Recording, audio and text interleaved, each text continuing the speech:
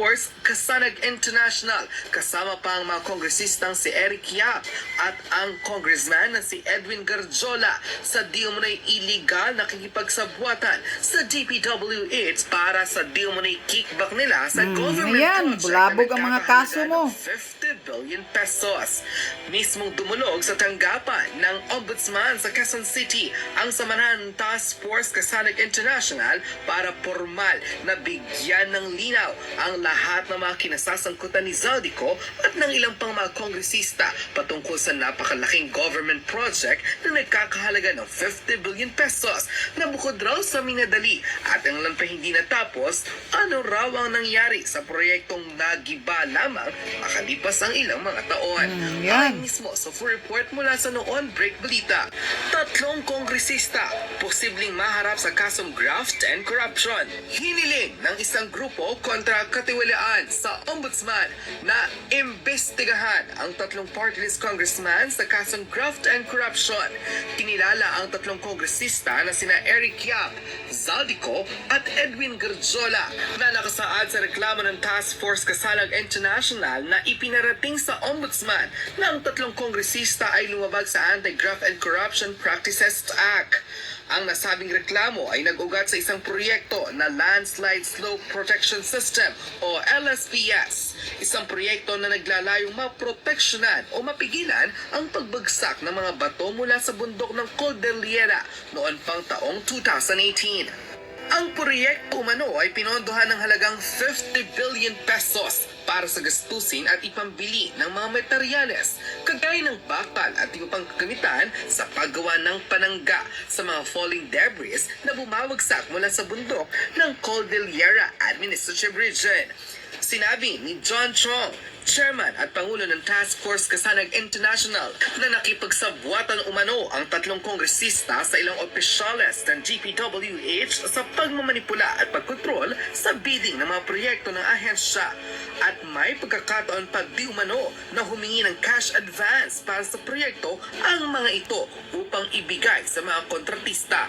Dagdag pa ni John Chong na diskubre ng ilang grupo na ang ginamit palang bakal ay substandard at made in China kung kaya ang ilang buwan pa lamang nakakabit sa pagbibigay sana ng proteksyon sa mga nalalaglag mula sa bundok ay bumigay agad at hindi na naproteksyonan pa ang mga posibleng landslide na mangyayari sa Cordillera region. Matatandang sina Eric Goyap ay representative ng ACT-CIS Party List, Representative Zaldico ng Ako Bicol Party List at may-ari ng SunWest Construction and Development Corporation at si Engineer Edwin Garjola, ang representative naman ng CWS Party List o ang Construction Worker Solidarity Party List na kapwa kinasuhan sa Ombudsman. Matapos ang balitang ito ay tila binanatan ng maraming netizens si Zaldico at ang ilan pa sa kanila ay gigil na gigil matapos madiskubre na bukod sa di umunay kickback at sa pagkipagsabuatan sa DPWH, substandard pa raw ang ginawang proyekto na landslide slope protection system sa rehiyon ng Cordillera. Nakitang-kita raw na biglang bumagsak ilang buwan lamang ang pagkakatatag o pagkakatayo ng nasabing proteksyon mula sa mga nalalaglag na bato sa taas ng bundok. Kaya't hindi nagdalawang isip ang samahan ng Task Force Kasanag International na kasuhan sa Ombudsman ang di umano'y 3 kongresista na nakipagsabwatan sa mga opisyales ng DPWH at tila nang hingi pa ng cash advance at ibinigay ito sa mga kontratista. Ayan, Zaldico, baho-baho mo pala. Baho ka pa pala sa tai. Lumalabas tuloy ang mga sindikato mong mga palusot. Ayan, So, sino ngayon ang paniniwalaan ng taong bayan? Ang mga sinasabi ni Sara Duterte na walang record na masama o walang record na korupsyon si Sara Duterte o ikaw? Akala mo maniniwala ang taong bayan sa iyo?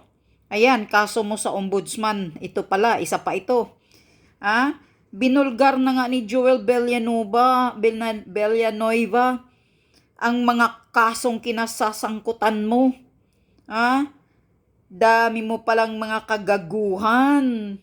Ngayon, wag mong kumbensihing maniniwala ang mga taong bayan sa iyo. Kaya ngayon, i-expose ka namin. Ha? Kaya tama si Sara Duterte. Kayo ang nagkontrol, naghawak ng pera ng Pilipinas. Dalawa ni Tamba. Kakapal ng mukha ninyo. Sana kidlatan kayo. Kapal ng mukha mo. Ikaw ang kurap. Ikaw ang magnanakaw sa kaban ng bayan. Dami mong mga kademonyuhan. Sabi ni Joel Villanueva, isa kang Dracula. Ang Dracula, siya pa ang naka-assign na nagbabantay ng blood bank. O anong meaning dyan? Kapal ng mukha mo.